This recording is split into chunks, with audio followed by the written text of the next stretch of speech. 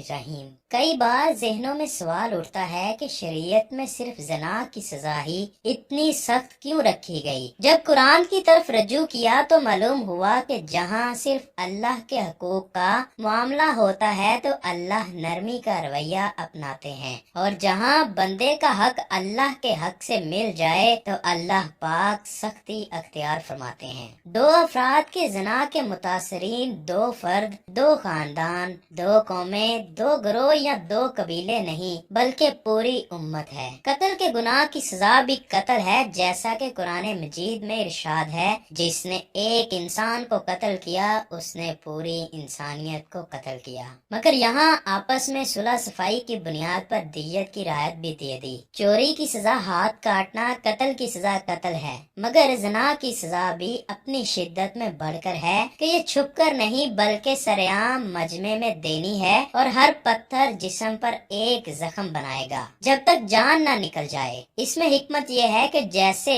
उस गुनाह के अमल में इसके जिस्म के हर टिश्यू ने लुत्फ उठाया, तो अब मौत भी लम्हा लम्हा और पल पल की अजियत के बाद आएगी। यानी जानी जब तक अपने खून में गुस्ल न करे उसकी तौबा कबूल न होगी। मगर क्या अल्लाह पाक इतने बेइंसाफ हैं कि एक गुनाह की इतनी बड़ी सजा रख दी? नाउज़ुबिल्लाह। मगर इससे बचने की कोई तरकीब या तरीका ना सिखाया? ऐसा नहीं है दोस्तों। अल्लाह ताला ने इस उम्मत को अपने नबी सल्लल्लाहु अलैहि वसल्लम के वास्ते से कुरान और हदीस के जरिए इस गुनाह से बचने के लिए पूरा प्लान पेश किया है। अहकामात की पूरी लिस्ट है, आइए इन सब का जायजा लें। पहला हुक्म है इजाजत तलब करना। किसी के घर या कमरे में बिला इजाजत मत जाओ। भाई बहन के, बाप बेटी के, माँ बेटे के कमरे में जाने से पहले इजाजत तलब करे। शरीयत इस तरह हमें मजाज सिखा रही है, और आज इस हुक्म पर अमल ना करने से महरम रिश्तों में भी खराबी आ रही है। घर में दो हिस्से रखें, प्राइवेट रूम्स यानी जाती कॉमन रूम्स यानी आम प्राइवेट कमरों में महरम इजाजत से, और अजनबी बिल्कुल मत जाएं ताकि एक दूसरे को नामुनासिब हालत में ना देख लें। यानी ड्राइंग रूम वगैरह में मर्द ही मर्दों को खुशामदीद करें, औरतें बिल्कुल मत करें। कजन्स हो या ससुराली रिश्तेदार, मगर अलमिया ये है कि हमारे यहाँ कजन्स खुल्लम खुला फीमेल कजन्स के कमरों में जाते हैं, छेड़खानी हो रही होती है, हंसी मजाक और आउटिंग चल रही होती है, और इसी दौरान शैतान अपना वार कर देता है। औरतें याद रखें कि मर्द जबरदस्त और औरत जेर दस्त होती है। क्या ये मुमकिन है कि कोई औरत पाक रहना चाहे मगर मर्द उसको पाक न रहने दे?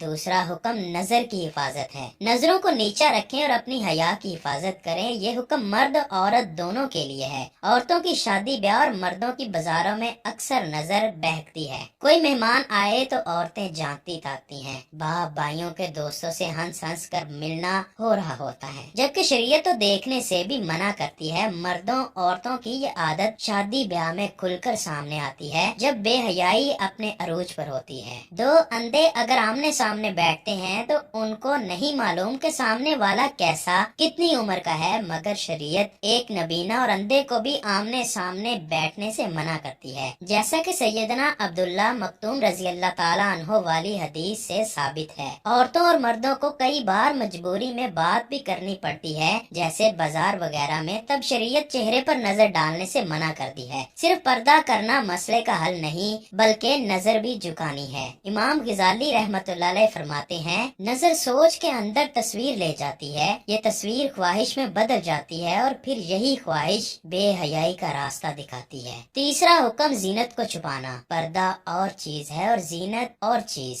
औरत के अज़ाए जीनत नमाज में छुपाने वाले अज़ा नहीं। कोशिश करें कि इस फितने के दौर में महरम से भी जीनत वाले अज़ा छुपाए जाएं। अपने सीने और गिरेबान को खुसूसन ढांपें। मरने के बाद अल्लाह ताला 4 कपड़ों में औरत को ढांक कर कब्र में भेजने को कहता है। औरतों ने जिंदगी में 2 कपड़ों का लिबास मामूल बना लिया है कि अब तो बुटीक्स भी दुपट्टे आर्डर पर तैयार करती हैं, क्योंकि औरतें 3 कपड़े भी पहनने पर राजी नहीं। मुसलमान औरत का गैर मुस्लिम औरत से भी नमाज वाला पर्दा है, यानी सिवाय चेहरे, दोनों हाथ और पाँव के बाकी जिस्म छुपाना। मगर यहाँ तो वैक्स भी करवाई जाती है और फेशियल्स भी। मर्द हजरात पब्लिक या घर में शॉर्ट्स नहीं पहन सकते। आप हयादार होंगे तो घर की औरतें भी अपनी हया को मुतकद्दम रखेंगी, ورنہ سب سے پہلے بگاڑ گھروں کے ماحول سے شروع ہوتا ہے۔ ماؤں اور بہنوں کے نامناسب لباس گھر کے لڑکوں میں حیا کی کمی کی وجہ سے بنتے ہیں۔ یاد رکھیں، جب عورت نے اپنے سطر کا خیال نہ رکھا تو محرم کا دشمن بن گیا۔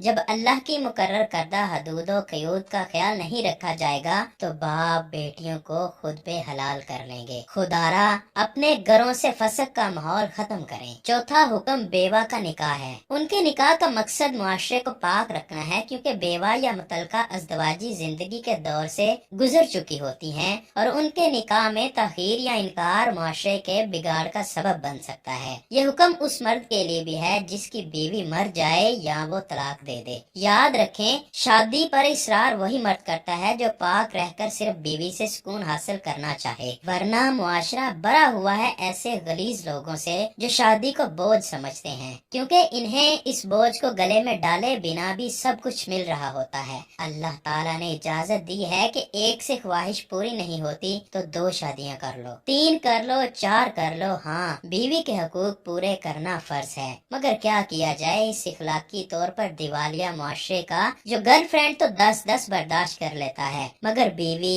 1 سے 2 نہیں۔ اسی طرح بیوہ کی شادی پر ایسے بے شرم تبصرے اور اعتراضات کیے جاتے ہیں کہ اللہ کی پناہ، نکاح میں بہت تاخیر نہ کی جائے۔ ہم گھروں میں کیبل لگوا کر، کھلی آزادی دے کر، کو ایجوکیشن میں پڑھا کر پھر اپنے بچوں سے حضرت رابعہ بصری اور حضرت جنید بغدادی بننے کی توقع کریں تو ہم احمقوں کی جنت میں رہتے ہیں۔ 2 جوان لڑکا لڑکی جب یونیورسٹی کے آزاد اور روشن خیال ماحول میں پڑھیں گے تو ان کو تعلق بنانے سے کون روکے گا؟ جب گھروں میں دینی تربیت نہ ہو، مائیں سٹار پلس کے ڈراموں اور کپڑوں کی ڈیزائننگ میں مگن رہتی ہوں، اولاد کی سرگرمیاں ان کی صحبت سے ناواقف ہوں، تو جیسی خبریں آئے دن اخبارات کی زینت بنتی ہیں وہ بعید نہیں۔ مگر ہمیں تو یہ سکھایا جاتا ہے کہ جب نظروں میں حیا ہو تو پردے کی کیا ضرورت ہے۔ اس کا تو مطلب یہ بھی بنتا ہے کہ جب نظروں میں حیا ہے تو پھر کپڑوں کی ضرورت بھی نہیں۔ یہ اللہ تعالیٰ کا اپنے محبوب کی امت پر خاص احسان ہے کہ اس نے ہم میں پچھلی قوموں کے تمام گناہ دیکھ کر بھی ہمیں غرق نہیں کیا، ورنہ بنی اسرائیل کے لوگ تو بندر بھی بنائے گئے اور خنزیر بھی۔ توبہ کے دروازے بند نہیں اور نہ ہی رب کی رحمت کم ہو گئی ہے۔ جب اللہ کی محبت اور ایمان کی روشنی دل میں آ جاتی ہے